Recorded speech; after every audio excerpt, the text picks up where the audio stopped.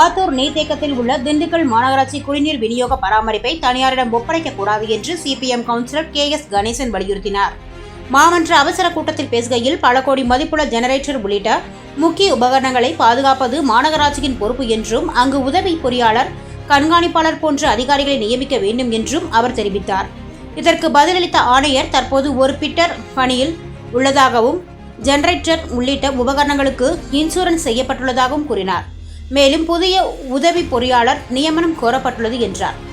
இதே கூட்டத்தில் பாதாள சாக்கடை திட்டத்தில் உள்ள குறைகளை சரி செய்ய வேண்டும் என்று கவுன்சிலர்கள் வலியுறுத்தினர். குடிநீர் மற்றும் சாலை பிரச்சினைகளை குறித்து கவுன்சிலர்கள் கேள்வி எழுப்பிய நிலையில் சம்பந்தப்பட்ட துறைகளுடன் ஆலோசித்து நடவடிக்கை எடுக்கப்படும் என்று மாநகராட்சி நிர்வாகம் உறுதியளித்தது.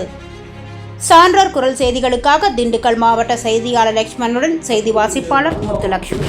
ஒரு இணைப்பை நீங்க கேன்சல் பண்ணணும்னு சொல்லி நாங்கள் சொல்லியிருக்கோம். ஆனால் இந்த மாதிரி உள்ளதெல்லாம் வர மாட்டேங்குது.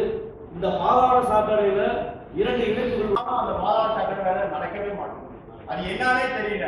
நான் மக்கள்கிட்ட நாங்கள் அப்படி தேர்தல் காலம் ரொம்ப சிரமமா இருக்கு. நான் எல்லாத்துக்கும் மேயத்தையோ துணை மேயத்தையோ நம்ம நேரடியாக பேச முடியுமா? ராணி வேலுநாச்சியாருக்கு உதவி என்றவர் ஆங்கிலால் திண்டுக்கல் கோபாலசமுத்திரத்துறைக்கு எம்பி நடந்தவர்.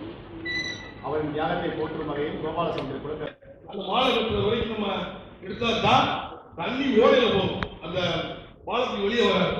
ஆகவே நம்ம அதை வச்சுட்டு இருக்கிறோம். ஆக இருந்தாலும் அந்த 2 ரோடையும் போடணும்னு சொன்னால், செம்மைப்படுத்தணும்னு சொன்னால் உடனே செய்ய சொல்லுங்க. செய்திகளை உடனுக்குடன் தெரிந்து கொள்ள சான்றோர் குரல் பக்கத்தை ஃபாலோ செய்து கொள்ளுங்கள்.